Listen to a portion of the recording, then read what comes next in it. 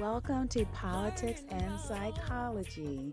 This is our Season 2 first episode of 2023, and I am so extremely excited and honored that you are here and that you are still listening.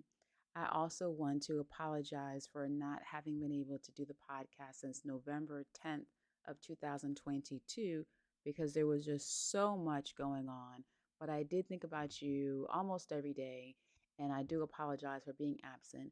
But I hope you accept my apology, and I look forward to us having our continued conversations. And for this to not be a one sided or a one time conversation, as I always say, please remember to share your comments in the comment section below or on social media.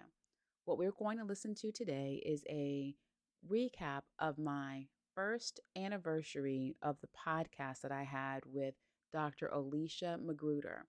And our podcast was called Provocative Conversations. And as I explained in our first episode of this podcast, Politics and Psychology, Dr. Olysha, she's a political force to be reckoned with. So she went on her campaign. And so I still felt really compelled to give you all the information. And as she continued to pursue her successful endeavors in industry and politics, then I am going to continue doing the podcast with politics and psychology. So that's where we are today. But January the 6th is the 1 year anniversary of when we started the podcast. And so I thank you for celebrating my anniversary with me.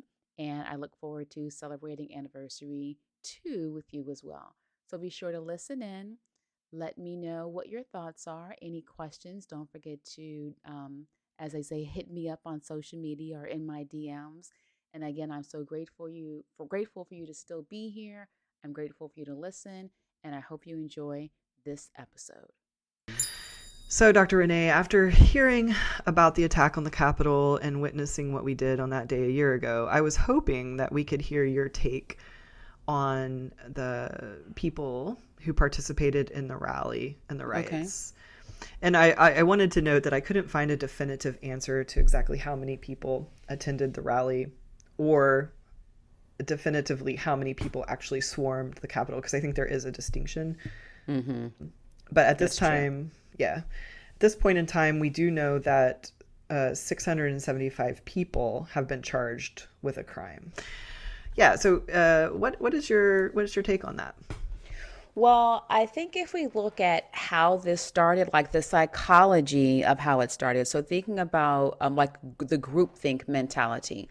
So in order for previous President Trump to even have this ability and to have this control and power, he was able to leverage and capitalize on the mentality and the fears of people who, looking back, really were resentful of a black man being the president. And so they did not like Barack Obama being president. Trump worked feverishly to try to discredit Barack Obama's actual legitimate winning of the campaign and of the election. And so starting that campaign, in his head years ago before he even ran for office, and then Trump, of course, is in office, he still is negatively regarding the previous president, Barack Obama's, tenure and any efforts that he made. And he also aggressively sought to undo any of the growth or progress that Obama had made. And so what a lot of people who were buying into Trump's rhetoric were believing is that it all started with having a black man in charge of a white empowered country. And so by consistently having the thought and saying that our way of life is being stolen, then you're then creating a backtrack psychologically of people thinking, okay, we need to protect ourselves. We need to take back what was stolen from us. And so then, of course, when Trump is actually in office, and then when he didn't win again, he's continuing with the verbiage of this was a steal. So whoever was on board with him before, who believed that Barack Obama was the beginning of the country being stolen from them, and that Biden, who was also Barack Obama's vice president, is a continuation of this steal, they now have this ingrained belief system that we have to protect ourselves and protect our country at all costs, because this was stolen from us, and our very life, our very way of living is being threatened. And so we must act, and we must act aggressively. So that So whole thinking, go ahead. what exactly, in your opinion, is being stolen? Well, in my opinion, nothing was being stolen. But if Right. you look at people, nothing was being stolen from me, of course, because obviously I'm a Black female. And so my views might be different from persons who are not Black female and who are not being, a victim or a circumstance of systemic long-term oppression and refusal of resources.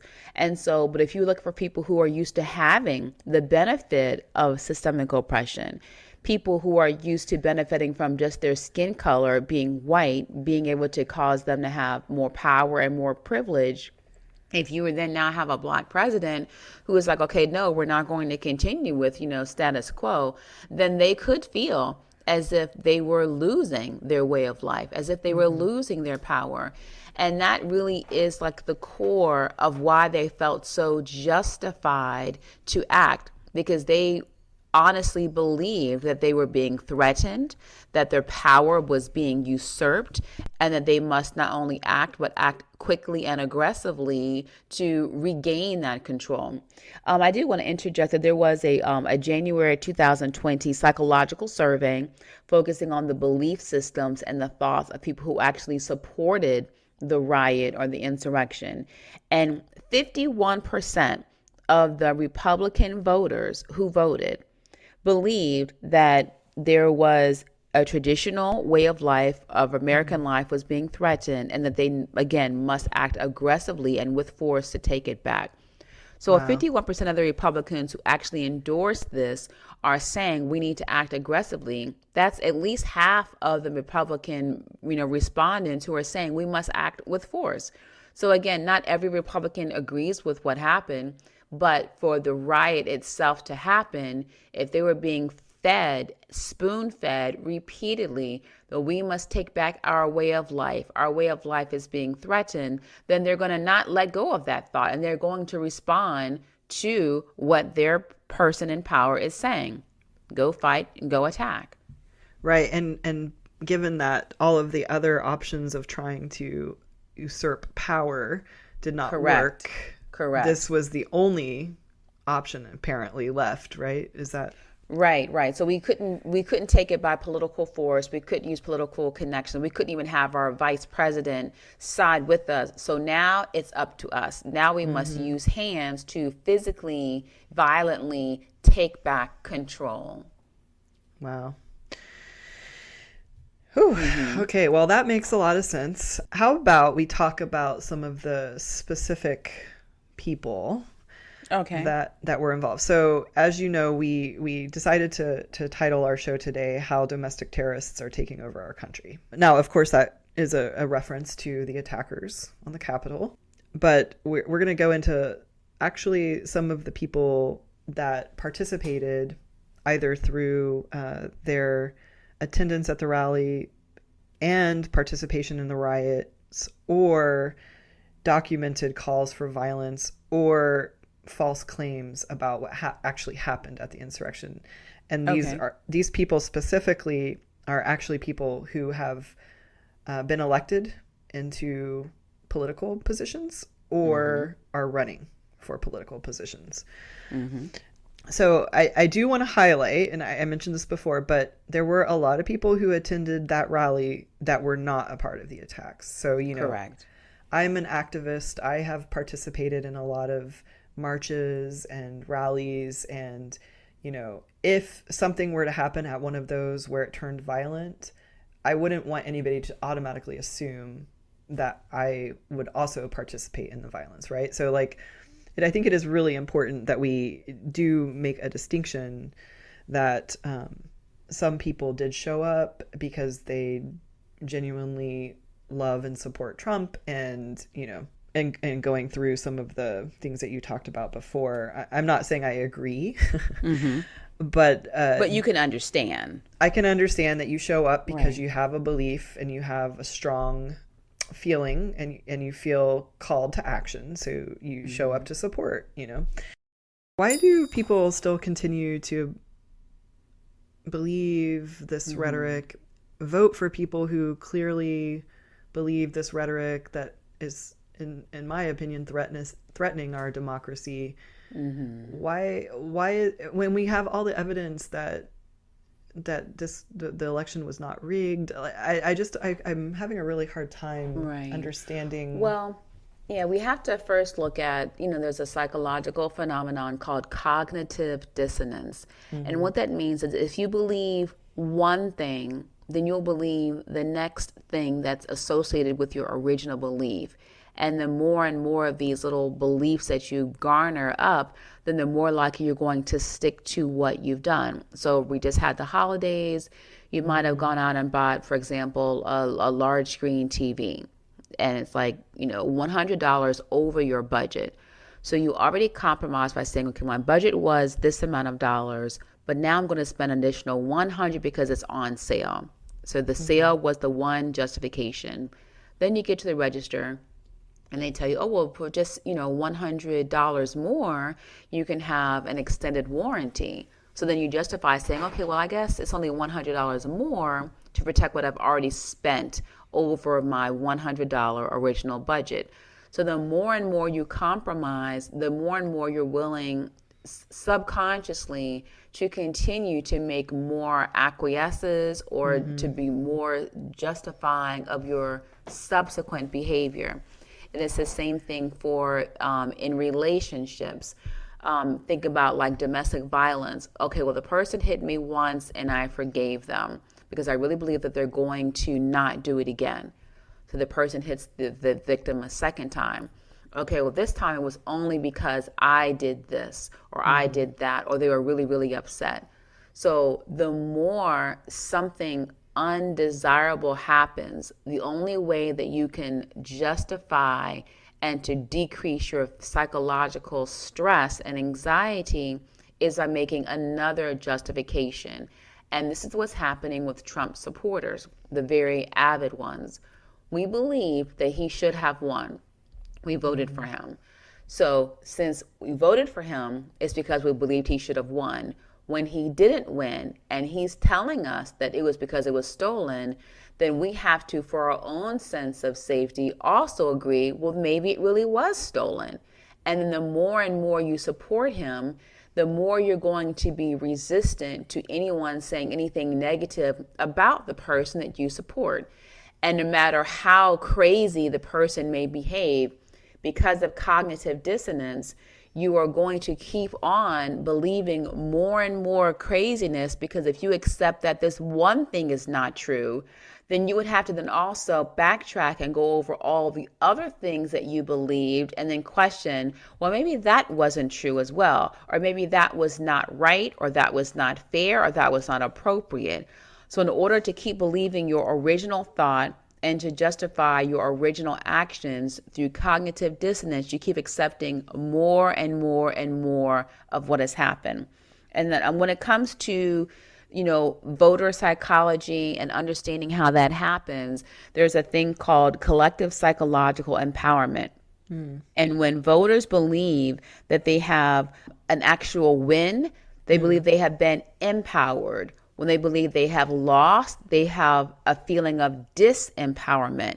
So imagine you're feeling disempowered because all election, regardless of who you vote for, if your person won, you now have a psychological sense of power and a sense of purpose, and you believe that you're able to then make a change. When you lose, you then feel as if all those things were taken away from you and you don't have any more empowerment, and you feel as if there's a sense of hopelessness and a lack of power and a lack of possibility.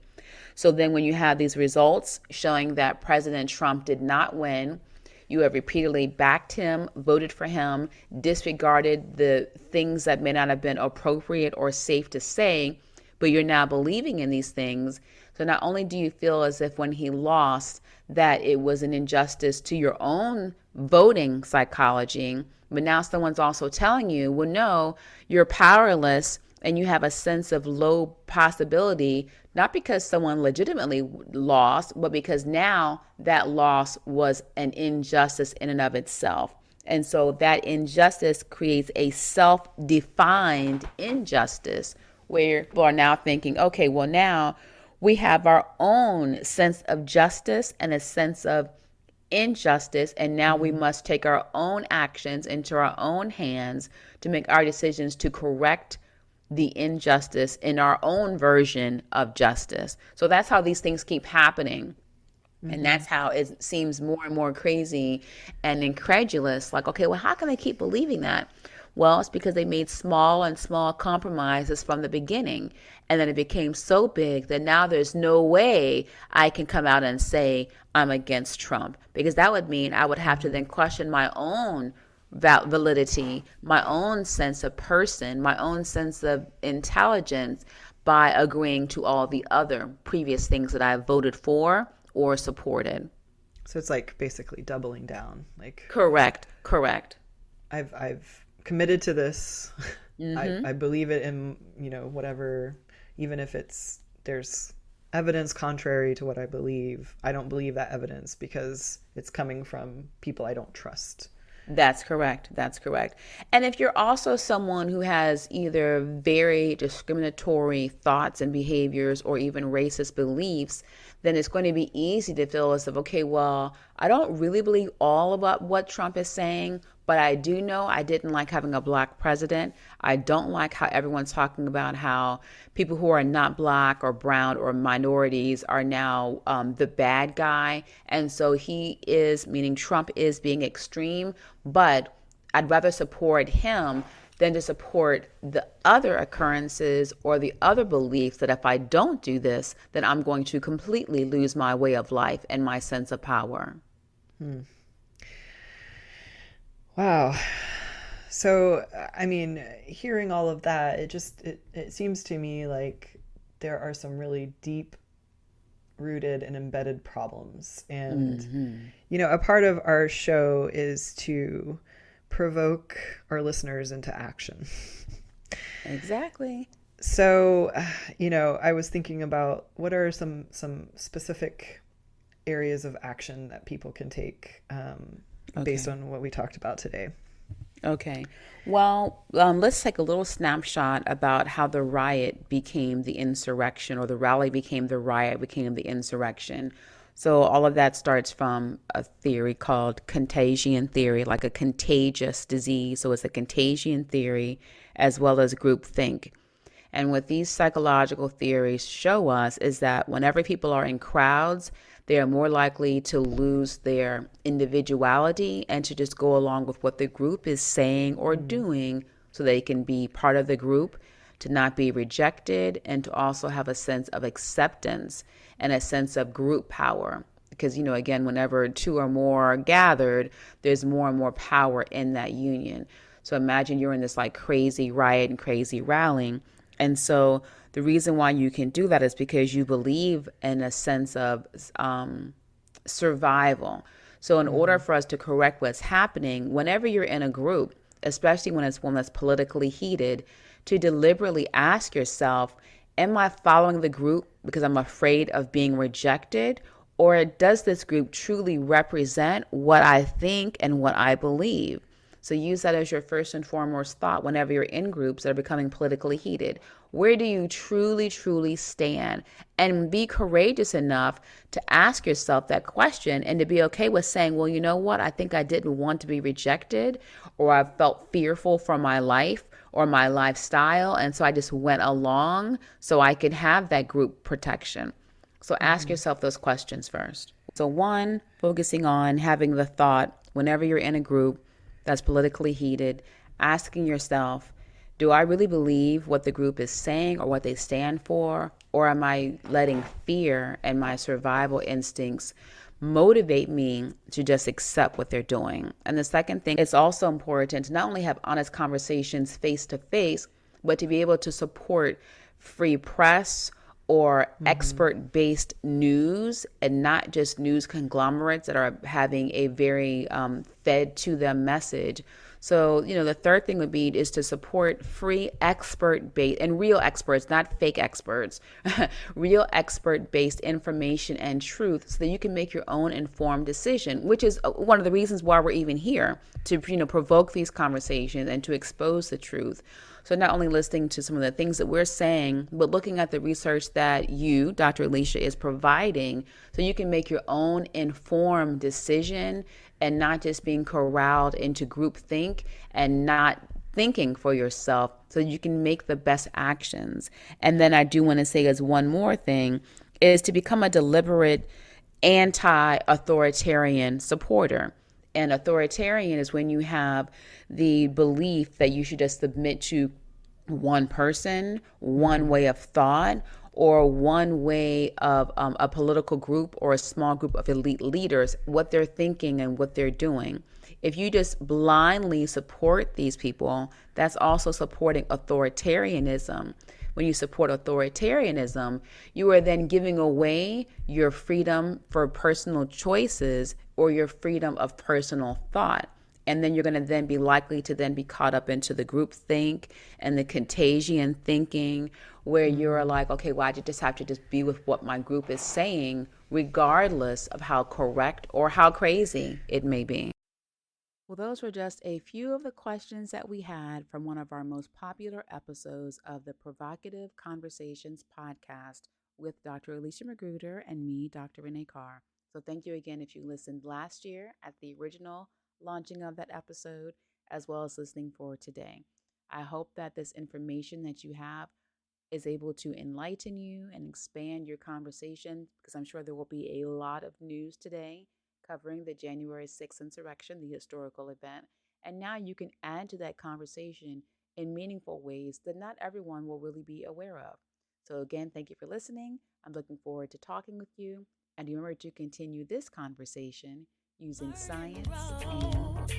Walk the path of light. And if you run